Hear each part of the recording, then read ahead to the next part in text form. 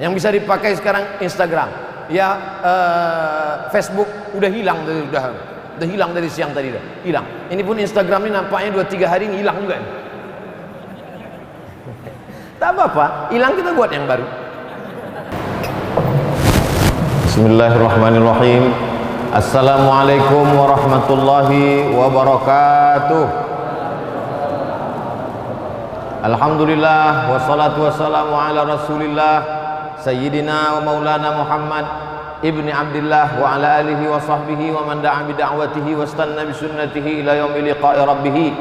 Jamaah Masjid Markaz Islami Bangkinang, Kabupaten Kampar, Provinsi Riau, yang hadir pada malam hari ini, pada malam yang ketiga Ramadan, maupun yang mengikuti program ini melalui streaming, melalui YouTube, melalui berbagai macam program, insya Allah baik yang langsung maupun tak langsung semuanya mendapatkan kemuliaan dari Allah Subhanahu wa Ta'ala. Amin ya rabbal alamin.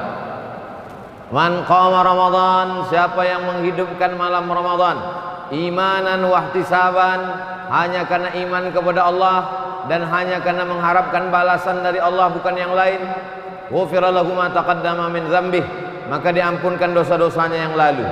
Di antara cara menghidupkan malam Ramadan, salat maghrib berjamaah, salat isya berjamaah, setelah itu tarawih, setelah itu witir, setelah itu tadarus atau kajian, setelah itu istirahat sejenak tidur, lalu kemudian bangun malam, sholat sunat wudhu, sholat sunat taubat, sholat sunat hajat, sholat sunat tahajud, sholat sunat mutlak, memperbanyak zikir, istighfar, tahmid, tahlil, lalu kemudian sholawat. Afdalul zikri la ilaha illallah Muhammadur Rasulullah. Itulah diantara yang diajarkan sunnah Rasulullah SAW, supaya malam-malam ini tetap mendapatkan qiyam. Qiyam artinya tegak, artinya tidak memejamkan mata. Kalau bulan-bulan sebelumnya kita sibuk dengan tidur, maka pada malam-malam bulan Ramadan ini dihidupkan dengan amal-amal. Adapun pada malam hari ini kita akan mengkaji satu hadis Nabi Muhammad SAW. Hadis ini disebutkan dalam kitab Sunan Ibni Majah. Ada 6 kitab Ahlus Sunnah wal Jamaah yang menjadi pegangan Ahlus Sunnah wal Jamaah. 2 sahih, 4 sunan. Sahih Bukhari, Sahih Muslim. 4 sunan, awalnya Abu, akhirnya Ibnu. Abu Dawud, Nasai, Tirmidzi, Ibnu Majah. Imam Ibnu Majah Al-Qazwaini. Qazwaini dari Teluk Qazwain. Qazwain itu tulisan Latinnya Caspian Sea, Bahrul Qazwain. Bahrul Qazwain itu sekarang terletak di antara Azerbaijan dengan Rusia. Begitulah Islam. Kalau kau berilmu walaupun bukan orang Arab, maka engkau akan tetap dikenang sepanjang zaman. Imam Ibnu Majah Al-Qazwaini menulis satu kitab, isinya sunnah-sunnah Rasulullah. Kalau satu sunnah, kalau 2 sunnatani, kalau banyak sunan. Sunan karena di dalamnya ada hadis-hadis Nabi, sunnah-sunnah Rasulullah sallallahu alaihi wasallam. Adapun hadis yang akan kita kaji malam ini terdapat dalam kitab Sunan Ibnu Majah, diriwayatkan dari sahabat Nabi bernama Abdus Syams, Abdu hamba, Syams matahari. Abdus Syams hamba matahari. Nama ini tak baik, mengandung syirik, maka dirubah Nabi namanya menjadi Abdurrahman. Nama ayahnya Sakhar, nama kampungnya di Yaman Daus, maka nama lengkapnya Abdurrahman bin Sakhar Ad-Dausi. Dia masuk Islam pada tahun ke-7, terlambat masuk Islam. Yang lain masuk Islam ketika di Makkah, yang lain masuk Islam menjelang hijrah. Dia masuk Islam setelah 7 tahun pindah ke kota Al-Madinah Al-Munawwarah. Datang dia dari Yaman, menyeberang sampai ke Madinah, menjumpai Nabi, masuk Islam. Tapi walaupun dia terlambat masuk Islam, dia bersama Nabi hanya 3 tahun saja. Masuk Islam tahun ke-7, Nabi meninggal tahun ke-11 bulan Rabiul Awal. Hanya 3 tahun 3 bulan.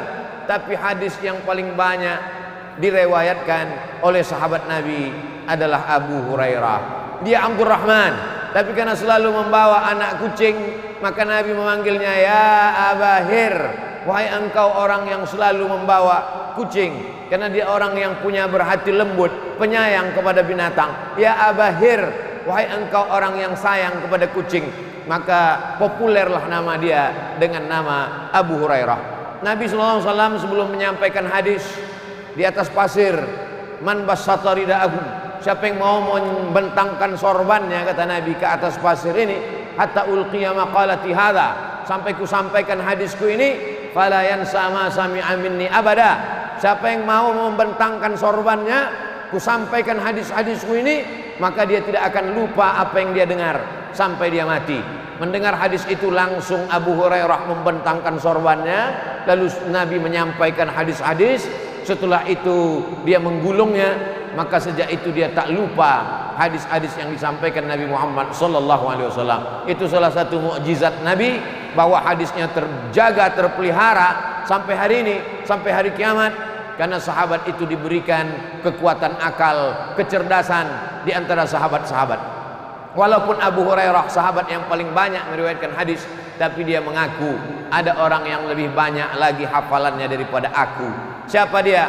Abdullah bin Amr bin As radhiyallahu anhuma. Ada gubernur Mesir, sahabat Nabi, namanya Amr bin As. Amr bin As punya anak laki-laki namanya Abdullah. Abdullah bin Amr bin As radhiyallahu anhuma. Aku banyak menghafal, kata Abu Hurairah, tapi Abdullah bin Amr bin As lebih banyak lagi hafalannya. Kenapa? Li'annahu la yaktub wa ana la aktub. Li'annahu yaktub, karena dia menulis sedangkan aku tidak menulis. Suatu ketika orang-orang Arab berkata, kenapalah engkau tulis hadis itu wahai Abdullah bin Amr bin As? Kenapa kau tulis hadis-hadis Nabi itu? Datanglah Abdullah bin Amr bin As menjumpai Nabi Muhammad SAW. Ya Rasulullah, mereka berkata, kenapa kau tulis? Apakah yang ada yang perlu kutulis, ada yang tak perlu kutulis? Apa kata Nabi SAW? Uktub, tulis. Wallahi, demi Allah, ma yakhruju minhu illa haq. Semua yang keluar dari mulutku ini hak. Tulislah. Itu menunjukkan bahwa ada sahabat Nabi itu yang mengingat dengan akalnya, Abu Hurairah. Tapi ada sahabat Nabi itu yang mengingat dengan akal dan tulisannya. Itulah dia Abdullah bin Amr bin As dan sahabat-sahabat yang lain. Zaman sekarang umat Islam menjaga hadis tidak dengan akalnya, tidak pula dengan mulutnya, cukup dengan handphonenya. Sehingga ketika handphone itu hilang, hadis itu pun hilang juga. Jamaah yang dimuliakan Allah Subhanahu wa taala. Hadisnya dalam Sunan Ibnu Majah, diriwayatkan oleh sahabat Nabi Abdurrahman bin Sakhar Ad-Dausi Abu Hurairah radhiyallahu anhu. Status hadisnya hadisun hasan. Hadis yang paling tinggi sahih, di bawah sahih hasan, di bawah hasan dhaif. Sahih dengan hasan tak ada ikhtilaf antar ulama, boleh dijadikan dalil hukum. Dhaif 5 syaratnya baru boleh diriwayatkan. Bukan dalam masalah halal haram, bukan dalam masalah akidah, tidak ada periwayatnya yang kadzab, pendusta, penipu, pembohong, masih bernaung di bawah hadis sahih, dan dia untuk fadail a'mal. Kalau ada ustaz yang berceramah, Ramadan ini awaluhu rahmah, awsatuhu maghfirah, akhiruhu itqum minan nar. 10 pertama rahmat, 10 kedua ampunan, 10 ketiga jauh dari api neraka. Hadisnya dhaif, tapi masih cukup 5 syarat. Dia bukan dalam masalah halal haram, dia bukan dalam masalah akidah, masih bernaung di bawah hadis sahih, tidak ada periwayatnya yang kadzab, pendusta, penipu, pembohong, dan dia untuk fadail a'mal. Maka silakan. Allahumma barik lana fima razaqtana wa qina azaban nar. Hadis dhaif, tapi masih boleh diamalkan karena masih cukup 5 syarat. Tidak dalam masalah halal haram, bukan dalam masalah akidah, tidak ada periwayatnya yang kadzab, pendusta, penipu, pembohong, dan dia masih bernaung di bawah hadis sahih untuk fadail a'mal. Allahumma laka sumtu wa bika amantu ala rizqika aftartu bi rahmatika ya arhamar rahimin. Hadis dhaif, tapi masih boleh diamalkan karena bukan dalam masalah halal haram, bukan dalam masalah akidah, tidak ada periwayatnya yang kadzab, penipu, pendusta, pembohong, dan dia masih bernaung di bawah hadis sahih dan untuk fadail a'mal. Kenapa Ustaz ulang-ulang sampai 3 kali? Biar ingat. Diulang aja tak ingat, apalagi tak diulang. Adapun hadis yang akan kita kaji malam ini adalah inna mimma yalhaqul mu'min min amalihi wa hasanatihi ba'da mautihi. Di antara amal yang tetap menyertai seorang mukmin walaupun dia sudah mati, dicabut malaikat maut nyawanya, masuk dia ke liang lahat, dimakan cacing tanah, tapi amalnya tetap mengalir. Dalam hadis ini ada 7 yang tetap mengalir. Bagi yang mencatat, anak-anak sekolah, 7 amal tetap mengalir setelah mati menghadap Allah Subhanahu wa ta'ala. Yang pertama, ilman 'allamahu wa nasyarahu, ilmu yang diajarkan dan disebarkan. Cobalah tengoknya adilnya Nabi Muhammad SAW. Seandainya Nabi mengatakan yang mengalir itu hanya ilmu yang diajarkan, betapa sedihnya kita yang bukan buya, bukan kiai, bukan tuan guru, bukan alim ulama, bukan profesor doktor, bukan buya. Kami tak pernah mengajar, tapi di situ dibuatnya 2. Allamahu wa nasyarahu. Bukan mengajar saja, tapi ada satu lagi, nasyarahu. Apa arti nasyarahu? Share. Yang sanggup mengajar, mengajar. Tak sanggup mengajar, share. Share saja ilmu ini banyak-banyak. Like and share. Banyak sebarkan. Begitulah hebatnya. Dia bukan ustadz, bukan alim ulama, tapi ikut merekam kajian malam ini dengan kamera. Yang resmi 2, yang tak resmi banyak. Dia sebarkan. Maka itu pun ikut dalam kategori allamahu wa nasyarahu. Kira-kira Ustadz Nazri yang mengimami kita tadi, berapa murid yang sudah khatam Al-Quran dengan beliau, berapa yang sudah hafal juz 30 dengan beliau, berapa yang tahu idgham, ikhfa, qalqalah, gunnah bila gunnah, makharijul huruf, sifatul huruf, bagaimana huruf fa, bagaimana huruf a, bagaimana huruf za. Berapa imam yang sudah diseleksi beliau, berapa imam yang lulus fit and proper test kabupaten kota Pekanbaru, musabaqah tilawatil Quran. Allamahu wa nasyarahu. Kalau sudah disebut ilmu, banyak kita berkecil hati. Kami ini hanya ibu rumah tangga Pak Ustadz, kami ini hanya emak-emak Pak Ustadz. Apa yang bisa kami ajarkan Pak Ustadz? Suatu ketika saya sedang di sekolah SD saya dekat masjid. Pas azan zuhur, hayya 'alas shalah, kata muazin. Guru bertanya, apa jawab hayya 'alas shalah? Tak ada satupun di kelas yang bisa menjawab. Apa jawab kalau muazin hayya 'alas shalah? Saya angkat tangan. Saya ibu, nah bersama, apa jawabnya? La haula wala quwata illa billah. Siapa yang ngajar kamu? Emak di dapur sambil mengacau gulai. Yang mak dulu kecil mengacau gulai, kita jalan main-main bawa pisau motong-motong, kentang motong-motong. Nanti kalau dengar la hayya 'alas shalah, hayya 'alal falah, sambut la haula wala quwata illa billah. Betapa ibu. Hari ini setiap saya mengajar la haula wala quwata illa billah, kalau kamu mendengar azan, sambutlah seperti yang diucapkan muazzin. Allahu Akbar sama, asyhadu alla ilaha illallah sama, asyhadu anna Muhammadar Rasulullah sama.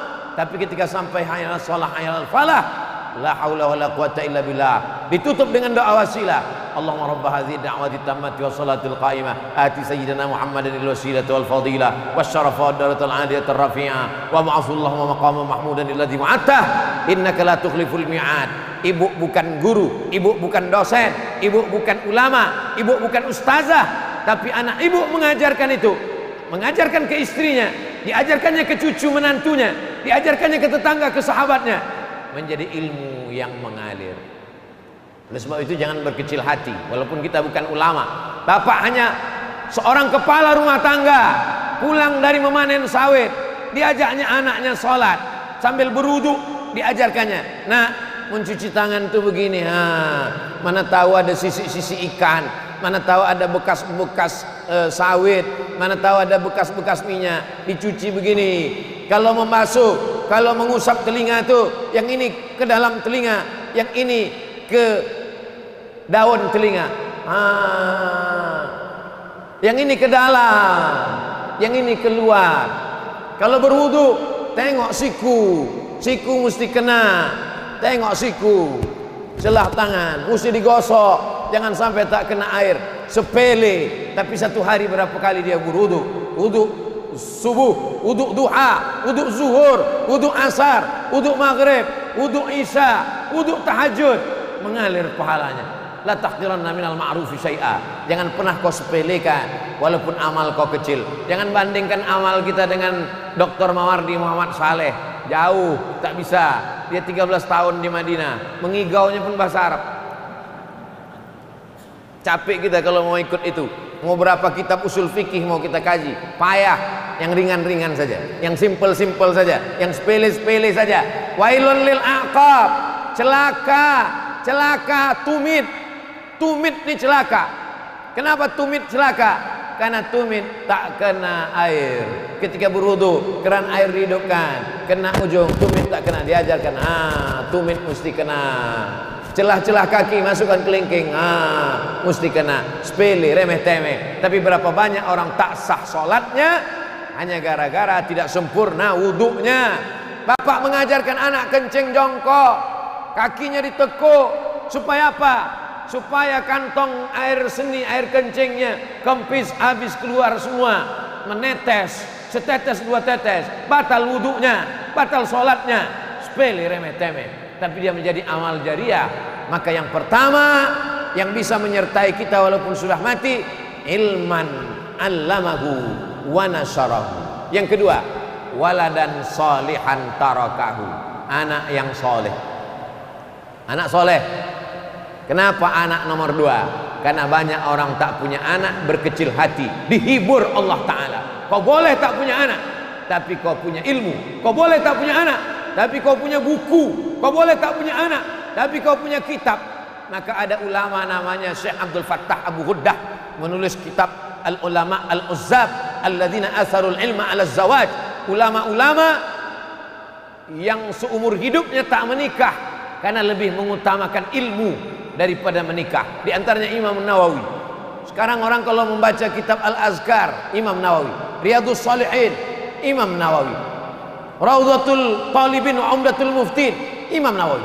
Baca Sahih Muslim, tak paham isinya, baca syarahnya Al-Minhaj, syarah Sahih Muslim Ibn Al-Hajjaj, Imam Nawawi. Membaca kitab fikih, fikih dari sejak masa Imam Syafi'i tahun 204, Imam Syafi'i abad ketiga, abad keempat, abad kelima, abad keenam, abad ketujuh, 500 tahun mazhab Syafi'i berkembang macam-macam. Datang seorang ulama, direvisinya mazhab Syafi'i. Pendapat yang dhaif dia buang, pendapat yang bagus dia ambil.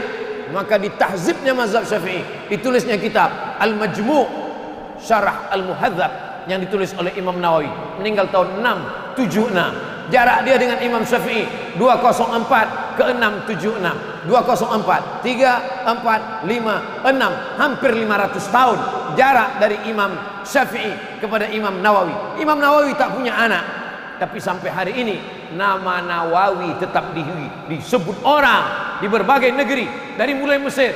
Jangan berkecil hati tak punya anak. Ini berapa banyak orang meneteskan air mata mengadu, "Buya, saya tak punya anak." Kenapa tak punya anak? Belum nikah. Nah, nikahlah. Ilman 'allamahu wa nasarahu. Yang kedua, waladan salihan tarakahu. Begitu hebatnya Nabi SAW. Anda yang pertama tadi langsung Nabi katakan anak yang soleh, orang langsung down, orang langsung jatuh. Nabi hibur, ilmu dulu, karena ilmu semua orang bisa berilmu, tapi anak tak semua orang bisa punya anak. Maka yang sudah punya anak alhamdulillah, yang belum punya anak al-kasbu wal ikhtiar. Ikhtiar, makan kurma muda, makan jus toge, makan pokat, makan semangka, makan kacang tanah, kacang hijau, kacang merah, kacang segala kacang dimakan. Tak ada yang sulit bagi Allah. Innama amruhu idza arada syai'an ayyakula lahu kun fayakun. Semua orang mengatakan istrinya sudah mandul, tak akan mungkin punya anak. Diponis orang sekampung mengatakan mandul, tak akan mungkin punya anak. Apa yang terjadi? Umur 99 tahun, Ibrahim alaihissalam mengandung istrinya Hajar. Hajar mengandung, melahirkan anak Ismail, umurnya 86 tahun. 86 tambah 13 tahun umur Nabi Ismail, lahirlah Ishak dari istri tua yang sudah diponis tak akan mungkin punya anak, bisa punya anak. Oleh sebab itu jangan pernah berkecil hati. Allah Ta'ala punya kuasa. Kalau sudah tua tak juga punya anak, husnuzan sama Allah. Mungkin kalau kau punya anak itu pula menyebabkan kau masuk neraka karena dia sabu-sabu, narkoba, LGBT, perbuatan virus HIV/AIDS, melakukan perbuatan umat Nabi Lut, macam-macam. Husnuzon kepada Allah. Ada yang lebih tinggi makomnya daripada sholat tarawih, ada yang lebih hebat daripada sholat tahajud, ada yang lebih hebat daripada jihad fisabilillah. Apa dia? Ridho, menerima ketetapan Allah Subhanahu wa taala. Nikah sudah, makan obat sudah, pijat refleksi sudah, totok segala totok sudah, berbagai macam usaha sudah, tak juga menghasilkan. Berarti Allah ingin menempatkan engkau lebih hebat dari punya anak soleh. Apa dia? Ridho, menerima ketetapan Allah Subhanahu wa taala. Man lam yarda bi qada'i, siapa yang tak ridho menerima takdirku, walam yasbir bi bala'i, siapa yang tak sabar menerima ujianku, falyatlub rabban siwaya, carilah Tuhan selain aku. Mau kemana kita mencari Tuhan selain Allah Subhanahu wa taala? La ilaha illallah, la ma'budu bihaqqin illallah. Tak ada yang berhak sebenar-benar disembah kecuali Allah Subhanahu wa taala. Jadi yang punya anak, didiklah anak dari mulai TK Quran, SD Quran, PAUD Quran, SMP Quran, SMA Quran, SMK Quran. Adapun kuliahnya terserah dia mau jadi apapun, yang penting waladan salihan tarakahu, meninggalkan anak-anak yang soleh. Apa kata B.J. Habibie, Bahruddin Yusuf Habibie, orang yang IQ-nya lebih tinggi daripada Einstein, yang hebat, lebih tinggi lagi B.J. Habibie. Tapi di akhir hayatnya apa kata dia? Kalau bolehlah aku kembali muda, kalau bolehlah waktu itu berlalu, itu bisa mundur lagi, aku akan belajar agama Islam. Dia tetap ahli pesawat, tapi dia belajar agama Islam. Tapi mantan presiden kita B.J. Habibie itu hebat. Walaupun dia bukan ahli agama Islam, tapi berapa perjuangan dia untuk Islam. Ikatan Cendekiawan Muslim Indonesia, slogan Imtak dan Imtek. Imtak iman dan takwa, Iptek ilmu pengetahuan dan teknologi. Dialah yang menggelorakan otak boleh Jerman, hatinya tetap Makkah, hatinya tetap la ilaha illallah Muhammad Rasulullah sallallahu alaihi wasallam. Ustadz anaknya kuliah di mana? Sains teknologi, jurusan komputer. Muhammad Mustafa A'zami, MM A'zami, mendapat gelar doktor dari Cambridge University, Inggris, membela Islam dari serangan-serangan orientalis. Tapi anaknya tidak jurusan hadis, anaknya bukan jurusan tafsir, anaknya bukan jurusan usul fikih, anaknya belajar komputer di Amerika. Lalu orang pun komen, masa anak profesor ahli hadis belajar di Amerika? Dia memang belajar komputer, tapi yang dia buat apa? Dia menjadi seorang programmer.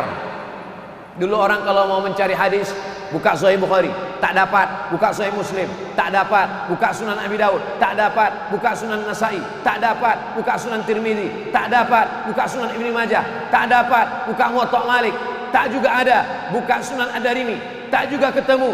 Buka Musnad Ahmad bin Hanbal, tak juga ketemu. Tutup kitab, hadis tak dapat, debunya dapat.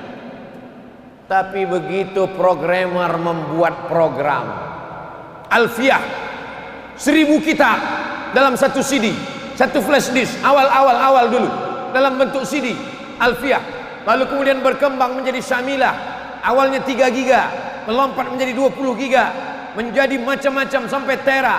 Akhirnya orang sekarang tinggal klik, ketemu hadis, copy paste.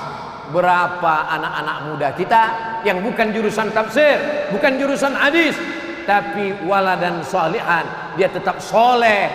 Pakaiannya memang bukan pakaian ustadz, dia tidak pakai jubah, dia tidak pakai koko, bajunya biasa saja, tapi isi di dalamnya komputer yang untuk memudahkan umat Islam belajar agama Islam.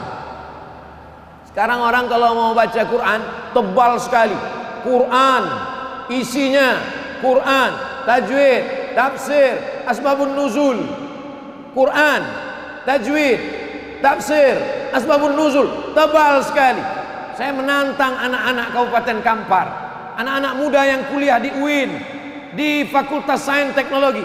Coba kalian buat Quran digital, cukup dengan satu barcode, satu ayat. Bisa tak kalian buat satu barcode, satu ayat, ketika Quran ini diklikkan barcode-nya, klik langsung keluar suara Ustadz Nazri. Bismillahirrahmanirrahim. Tak pula bisa mirip. Bisa tak kalian buat? Daripada dia baca tafsir tebal tak tentu arah, cukup dengan satu barcode, diklikkan langsung keluar suara Ustadz Nazri.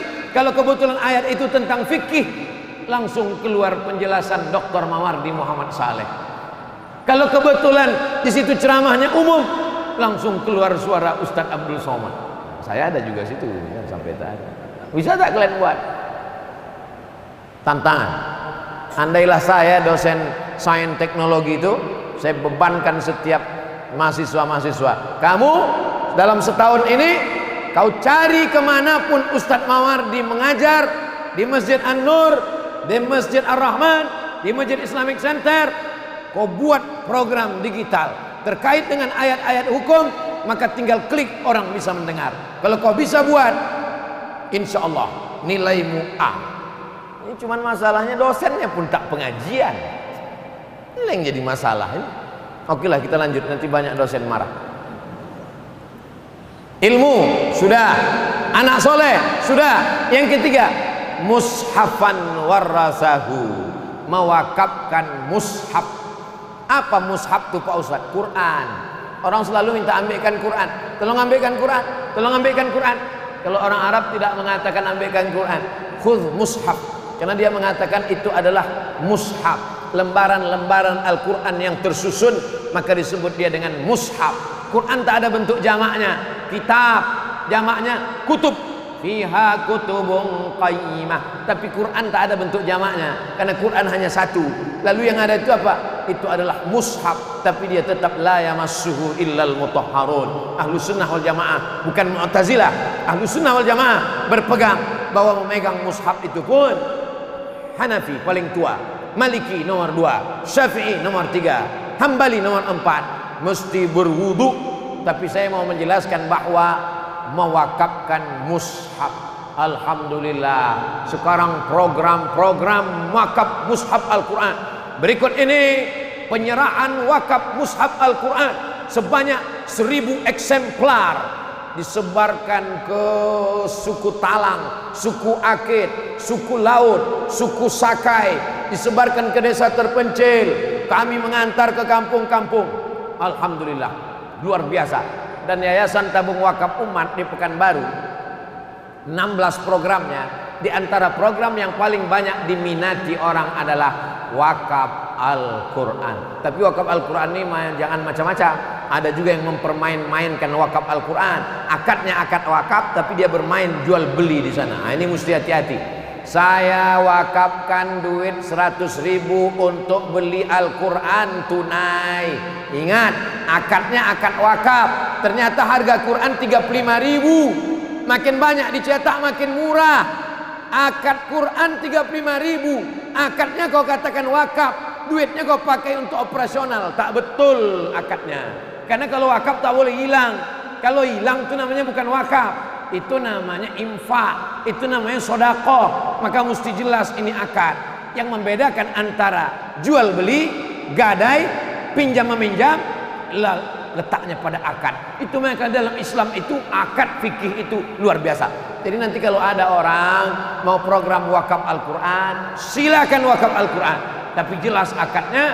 Ingat, banyak orang yang berniat baik, tapi berniat baik ini disalahgunakan oleh orang-orang yang tidak baik. Tapi kita tidak pernah taubat berbuat baik. Jangan sampai hanya karena 1-2 orang yang mempermainkan wakaf, lalu kemudian kita taubat berbuat baik. Saya taubat minum khamar, bagus. Saya taubat berzina, bagus. Saya taubat korupsi, bagus. Saya taubat sedekah, jangan. Ini umat ini banyak sekarang. Taubat saya pengajian Pak Ustaz, jangan. Kita tetap berbuat baik. Maka silakan wakaf Al-Quran. Ustaz Abdul Somad ini cuman ceramah aja, wakaf Quran. Ustaz sendiri pernah tak wakaf Quran?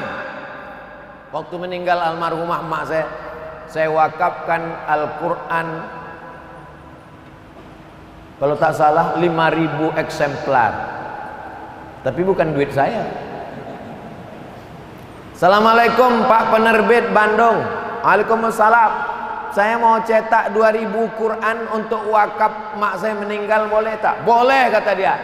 Setelah dicetak, tapi kami tak mau terima duitnya Pak Ustadz. Kirimnya 2000 Al-Quran, kata dia tak usah bayar. Oh, kalau tak usah bayar Pak, tambah lagi 5000, kata saya.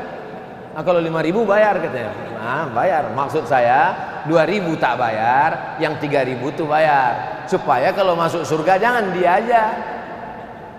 Coba kalau kita tak mau dibayar, pas diminta 2000, kata dia jangan bayar, mati. Kebetulan kuburnya dekat, dia mengalir pahala, kita tidak. Setiap pagi, setiap sore, setiap malam Quran itu dibagikan, dikirim pakai pos dari Sabang sampai Papua. Pondok pesantren ke Papua kami kirim, ke Makassar kami kirim, ke Banjar kami kirim. Supaya apa? Pesantren, rumah tahfiz, rumah Quran, anak yatim, fakir miskin, duafa, jompo. Yasin sudah terlalu banyak.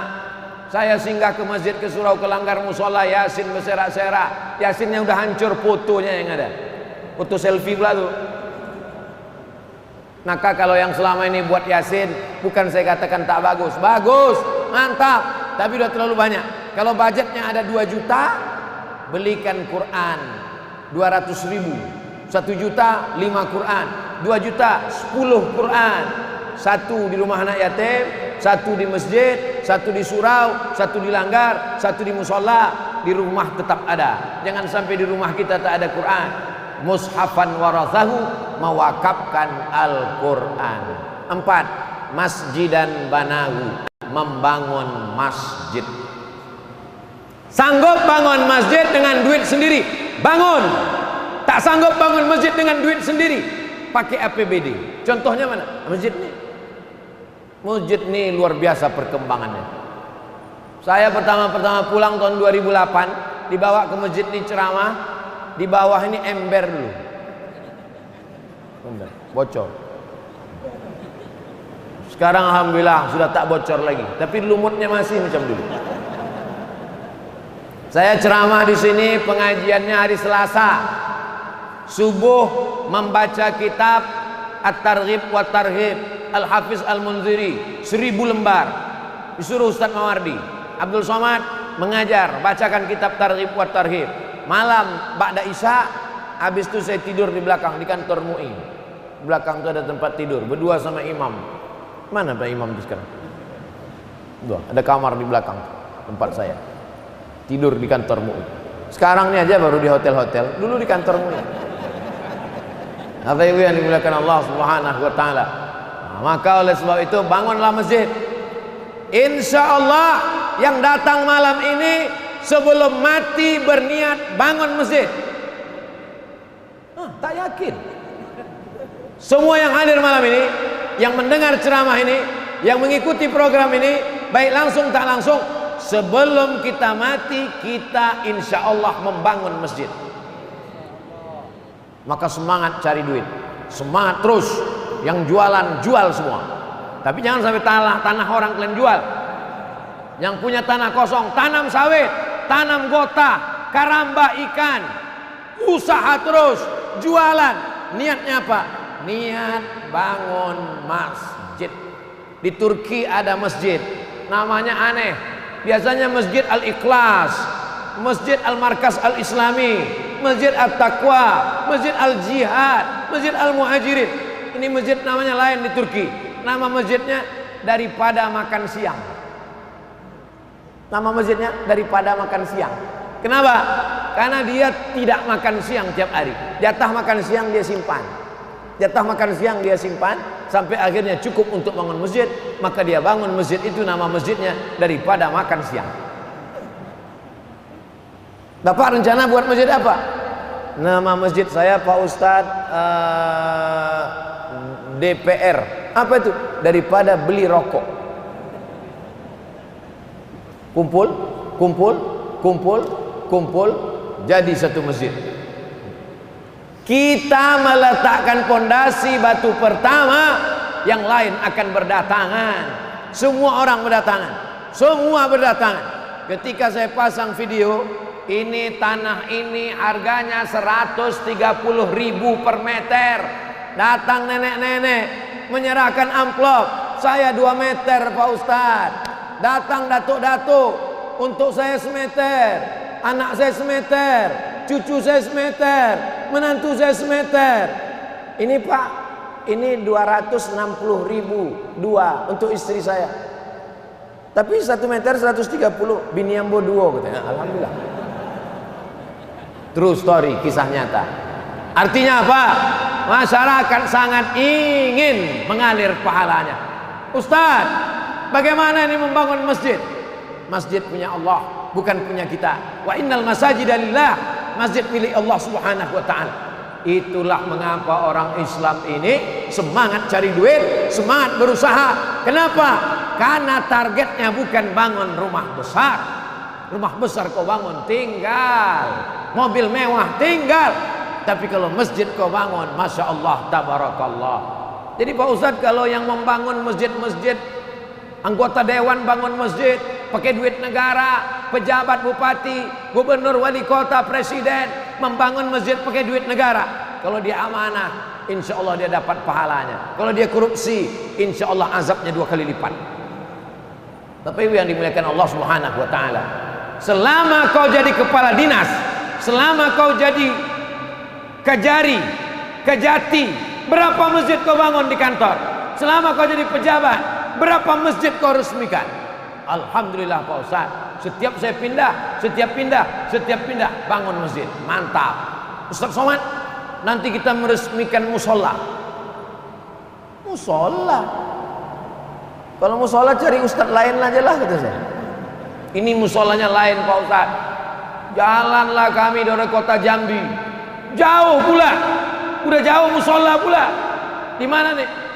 Menjumpai Kapolsek. Menjumpai Kapolsek.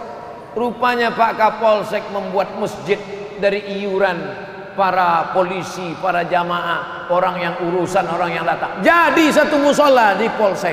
Bayangkan dengan kekuasaan bisa kau mendirikan rumah Allah SWT. Kalau kau bisa bangun dengan duitmu, pakai duitmu. Kalau kau bisa bangun dengan tanda tanganmu, pakai tanda tanganmu. Abdul Somad duit tak ada, tanda tangan tak ada, tapi endorse ada. Pakai endorse. Nah itulah, maka jangan heran kalau Instagram saya itu isinya endorse saja. Yang bisa dipakai sekarang Instagram, ya Facebook udah hilang dari siang tadi dah hilang. Ini pun Instagram ini nampaknya 2-3 hari ini hilang juga. Tak apa-apa, hilang kita buat yang baru. Bapak Ibu yang dimuliakan Allah Subhanahu wa taala, Bapak Ibu dimanapun berada, ini pembebasan tanah masih perlu sekian sak semen, masih perlu batu kerikil, batu bata. Bagi yang ada ke lapangan rezeki, tolong transfer ke nomor berikut ini, mengalir pahalanya. Tentu sedikit banyak, walaupun tak dapat penuh ke atas, penuh ke bawah dapat. Tak mungkin semuanya hanya untuk yang nyumbang. Abdul Somad tak dapat. Mengharapkan sisa-sisa pahala yang diberikan Allah. Yang penting bangun masjid. Saya berniat bangun masjid. Ustaz sendiri udah ada bangun masjid? Insya Allah ada. Tapi taklah semua. Ada 2-3 sak semen, 100 sak semen. Tapi yang dimuliakan Allah Subhanahu wa taala. Yang kelima, baitan libni sabil banahu, membangun rumah untuk anak ibnu sabil. Anak kampung, otaknya cerdas, tapi mau sekolah di Pekanbaru tak bisa. Sewa kos mahal, sebulan 500.000. Ada pula kos 1 bulan sampai 1 juta, pakai AC, kamar sendiri, tempat tidur. Ada orang kaya. Ustaz Somad, saya punya kos-kosan 100 pintu, 3 pintu saya wakafkan untuk anak ibnu sabil. Mantap. Inilah yang mengalir. 100 pintu rumah kosmu di daerah Panam, orang kuliah di sana, ada Undri, ada UIN, anak kuliah beribu orang. UIN aja mahasiswanya 30.000 orang. Tidak semuanya anak mampu. Sebagiannya tinggal di masjid, sebagiannya mencari rumah kos-kosan. Bayangkan kalau ada kos gratis. Syaratnya cuman kau hafal Quran, berprestasi, IQ-mu tinggi, IP-mu 3,7 sampai 4, silakan tinggal di sini. 100 pintu rumah kos saya Pak Ustaz, 3 saya wakafkan fisabilillah. Mantap. Sampai sekarang belum ada lagi. Bapak Ibu yang dimuliakan Allah Subhanahu wa taala, kalau mau dicari duit, duit juga dapat. Kalau mau cari rumah, rumah juga dapat. Kalau mau cari harta, harta dapat. Tapi akhirat kau tak akan dapat. 100 rumah kosmu, begitu kau mati, anak, menantu, cucu, bini habis mengambilnya, tinggal semua. Tapi ada 3 yang kau buat situ. Rumah, kos, wakaf. Syarat tinggal di sini. Anaknya cerdas, hafal Quran, IP 3,7 sampai 4. Itulah yang akan mengalir karena sudah memudahkan urusan. Lapang alam barzahmu, terang kuburmu. Gara-gara apa? Yang kelima, baitan libnis sabil banahu, membangun rumah untuk anak-anak ibnu sabil. Asal ibnu sabil ini orang putus belanja, datang dari Payakumbuh mau pergi ke Pekanbaru, berhenti di Bangkinang, putus belanja, ibnu sabil namanya. Ibnu sabil ini dapat jatah zakat. Innamas shadaqatu lil fuqara wal masakin wal amilina 'alaiha wal mu'allafati qulubuhum wa fir riqab wal gharimin wa fi sabilillah wa ibnis sabil. Ibnu sabil, ibnu anak sabil jalan, dibacanya Quran. Ibnu sabil anak jalan, anak fang. Apa pula itu ibnu sabil? Ibnu sabil orang yang putus belanja. Sekarang tak bisa lagi karena macam-macam orang jadi penipuan semuanya. Betapa banyak kalau sudah dekat Ramadan anak ibnu sabil bermunculan.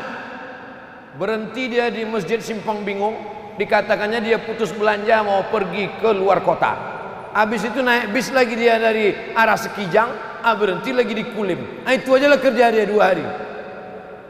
Mengaku ibnu sabil, penipuan, penjahat, berkedok agama. Tak betul. Tapi kita jangan sampai tobat untuk beramal soleh. Kita buatkan baitan libnis sabil, rumah untuk anak ibnu sabil. Rumah jompo bisa, rumah anak yatim piatu bisa. Udah kusampaikan ya Allah. Memang kusampaikan di Masjid Markas Islami Bangkinang, Kabupaten Kampar, Riau. Tapi video ini ditonton orang seluruhnya. Saudara-saudaraku yang sedang bekerja di Hong Kong, bekerja di Bangkok, bekerja di Saudi Arabia, bekerja di Malaysia, di Brunei Darussalam, kalian buat rumah untuk ibnu sabil di kampung kalian. Buat rumah Quran, rumah Quran. Pagi anak belajar TK Quran, malam maghrib mengaji dari maghrib ke isya, sore ibu-ibu pengajian wirid yasin, mengalir pahalanya. Buatlah yang sibuk selama ini untuk membeli TV besar, kulkas besar, mobil besar, silakan kau beli. Tapi ingat, berapa banyak orang di kampungmu mati tak meninggalkan apa-apa. Abdul Somad tak ada kepentingan. Abdul Somad hanya ingin mengingatkan bahwa rezeki yang kita cari pergi pagi pulang petang, peras keringat banting tulang, tinggal yang tetap mengalir. Nih yang kelima. Yang keenam, nahran ajrahu, mengalirkan sungai. Sungai itu apalagi dialirkan? Sungai Kampar mengalir, Sungai Indragiri mengalir, Sungai Siak mengalir, Sungai Rokan mengalir. 4 sungai besar memotong pulau Sumatera dari pantai timur ke pantai barat, dari pantai barat ke pantai timur. Dipotongnya Riau ini 4 sungai, ujung Indragiri, Kampar, Siak, paling ujung Sungai Rokan, Rokan Hulu, Rokan Ilir. Untuk apa lagi mengalirkan sungai? Mengalirkan air.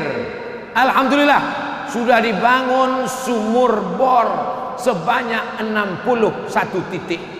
Bayangkan itu, 61 titik sumur bor. Satu sumur bor berapa itu? Tanya orang perumahan, dia yang tahu karena dia banyak buat sumur bor. 61 titik sumur bor sudah dibuat. Siapa yang membuat? Apa namanya Bu ya? KKB, Komunitas Kampar Berbagi. Bukan Nambo muda. Ya Rasulullah, ya ummi matat, emak saya mati, emak saya meninggal. Afa atasaddaqu anha, kalau saya bersedekah untuk emak saya, apakah pahalanya sampai? Kata Nabi, tasaddaq, silakan sedekah engkau untuk almarhumah emak, silakan sampai. Ayu sadaqatu afdal, apa sedekah yang paling afdal? Kata Nabi, sakyul ma, memberi air minum. Sedekah paling afdal memberi air minum. Sedekah yang sudah dikasih mesti diminum. Bismillahirrahmanirrahim.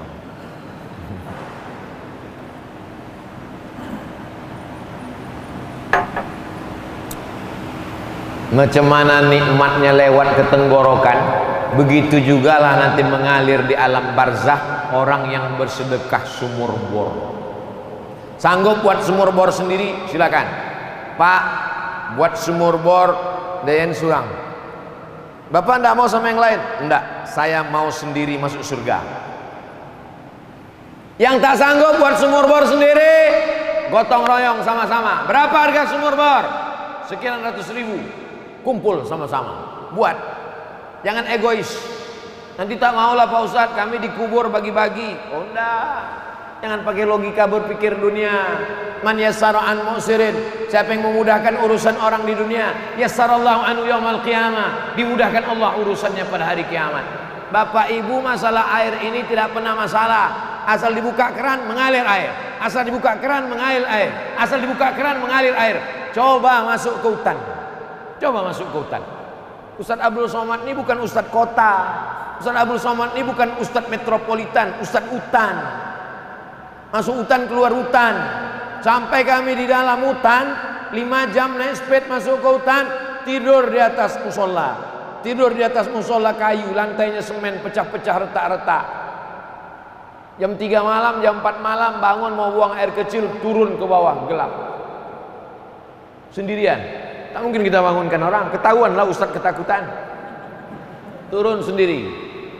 Takut hantu Pak Ustadz? Hantu tidak, tapi waktu mau masuk hutan itu tertulis besar-besar, konservasi alam harimau Sumatera. Dinaikkan air dulu ke atas. Mau pakai diesel, berapa minyaknya? Tak bisa. Oleh sebab itu maka sumur bor ini amat sangat berarti buat saudara-saudara kita di gunung, amat berarti saudara-saudara kita di hutan. Maka siapa yang sudah 61 sumur, kita doakan meningkat terus. Yang mau buat sumur bor silakan datang komunitas Kampar Berbagi. Kami baru saja pulang dari wisata alam surga yang tersembunyi Batu Tilam. Pak Kadesnya ada sekarang di sini. Sengaja tak saya tunjukkan, nanti banyak yang mau wawancara. Bapak Ibu yang dimuliakan Allah Subhanahu wa taala, maka ini peluang kita untuk membuat sumur bor, sumur bor, sumur bor. Pondok pesantren, santrinya 1000, WC-nya 3. Bayangkan berapa yang ngantri. Berapa banyak orang yang buang air kecil, buang air besar di bawah pokok kelapa. Patutlah kelapa muda itu masin. Tapi kalau kita punya duit, datang. Buya, berapa santri awak ini? Ada 1000 uang. Berapa perlu WC? Berapa perlu toilet? Berapa perlu kamar mandi? Berapa perlu sumur bor? Untuk apa? Kami mendata dari komunitas Kampar Berbagi. Jangan lupa transfer ke nomor berikut ini. Lah, tinggal potong aja video kau Buya. Bapak Ibu yang dimuliakan Allah Subhanahu wa taala, yang terakhir yang ketujuh, shadaqatan akhrajaha min malihi. Sedekah yang dia keluarkan dari hartanya, fi sihatihi, waktu dia masih hidup, wa hayatihi, waktu sehat, waktu hidup, yalhaquhu ba'da mautihi, maka akan mengalir untuk dia setelah mati. 7. Tapi selama ini katanya Pak Ustadz 3 saja. Idza matal insan, kalau manusia mati, in qata'a amaluhu, amalnya putus, illa min salasin, kecuali dari 3. Shadaqatun jariyah, ilmun yuntafa'u bih, waladun salihun yad'ulah. Itu hadis sahih Muslim. Yang 3 itu sahih Muslim. Sedangkan yang kita kaji malam ini dalam Sunan Ibni Majah. Kontradiktifkah dia? Tidak. Kalau ada hadis kontradiktif dengan satu hadis, namanya mukhtaliful hadis. Ulama pertama yang membahas mukhtaliful hadis Imam Muhammad bin Idris Asy-Syafi'i, nama kitabnya Ikhtilaful Hadis. Tidak ada kontradiktif. Anak soleh, ilmu yang bermanfaat, sedekah jariah, ditambah dengan yang 7 tadi. Bahkan ada sebagiannya disebutkan yang ada dalam 3 hadis ini ada di yang 7, tapi yang ada di yang 7 tak ada di dalam 3 hadis. Intinya, mari kita semangat bekerja, mari semangat cari duit, tapi yang mau dibuat adalah yang 7 ini, insya Allah. Itulah kaji kita pada malam hari ini. Lebih kurang 50 menit kita bersama. Mudah-mudahan apa yang kita kaji ini bernilai amal soleh, kita amalkan. Yang muda-muda semakin semangat, yang tua-tua pun lebih semangat. Karena yang tua-tua ini mau mati, mau masuk ke liang kubur, mau masuk ke liang lahat. jangan lagi ganti mobil, jangan lagi ganti rumah. Berpikirlah apa yang akan kita persiapkan menuju alam barzakh. Yang muda jangan semangat, yang tua jangan putus asa, yang muda jangan terlalu bersemangat. Tapi hidup ini yang paling penting adalah apa amal soleh yang kita amalkan. Para asatiz, para tuan guru, mohon maaf atas segala kesilapan. Terima kasih segala perhatian. Aku qouli hadza astaghfirullah li wa lakum. Wassalamualaikum warahmatullahi wabarakatuh.